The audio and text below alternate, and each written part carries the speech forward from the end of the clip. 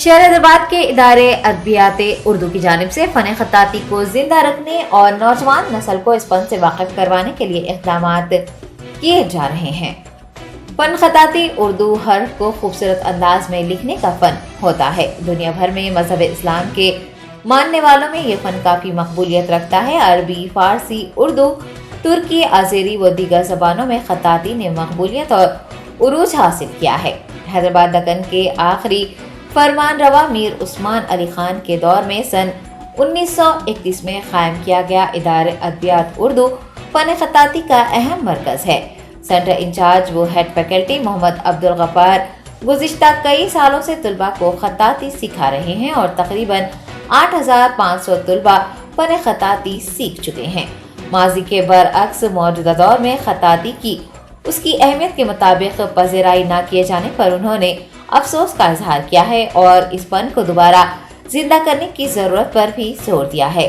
इदारे अदबियात उर्दू में ईरान ख़त्तात मूसा रसूल का एक रोज़ा वर्कशॉप मुनक्किद किया गया था, जिसमें प्रोफेसर एस शकूर, शरीक मोतमद, रफ़ीउद्दीन नायब मोतमद व दीगर ने हिस्सा लिया था।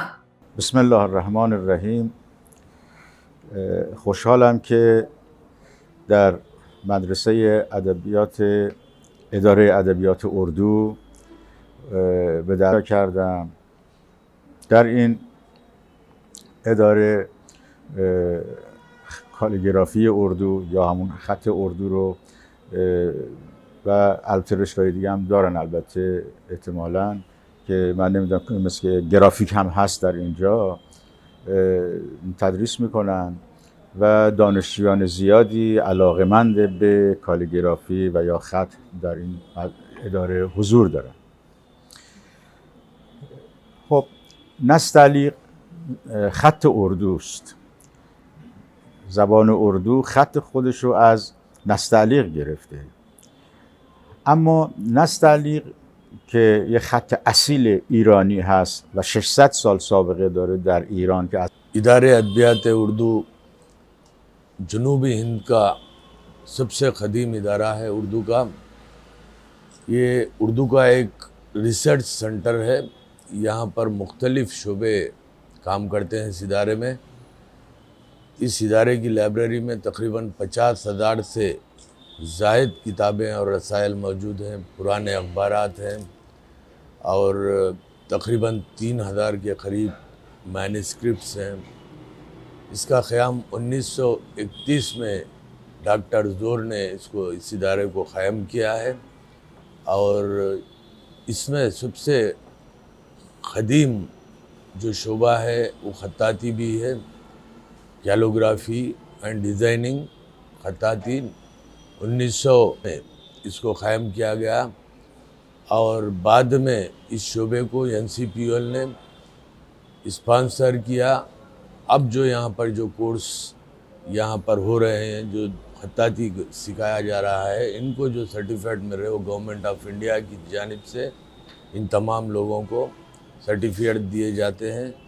یہاں پر استاد خطاط غفار صاحب کی نگرانی میں یہ شعبہ خطاطی یہاں پر چلایا جاتا ہے، اور ہمارے یہاں کے طلباء اور طالبات بہت سے بیرون ملک کا بھی انہوں نے دورہ کیا، اور بیرون ملک میں جو کمپٹیشن ہوتے ہیں خطاطی کے، کیلوگرافی کے، اس میں حصہ لے کر انہوں نے انعامات حاصل کیا۔ نہ صرف ہندوستان بلکہ بیرون بہت سے ممالک کا انہوں نے دورہ کیا اور خطاطی کے نمائش میں انہوں نے حصہ لیا۔ آج ایران کے سب سے مشہور خطاط جو استاد خطاط ہیں وہ یہاں پر رسول مراد صاحب یہاں پر تشریف فرما ہے ادارے ادبیات اردو میں، اور انہوں نے یہ بچوں کی کارکردگی یہاں پر دیکھ کر بہت ہی خوشی کا اظہار کیا۔ اس ادارے میں ابھی جناب رفیع الدین صاحب اس ادارے کے نائب معتمد ہیں، اور مبشر صاحب اور آپ خطاط سینئر خطاط صاحب بھی حیدرآباد موسیٰ صاحب بھی یہاں پر موجود ہیں۔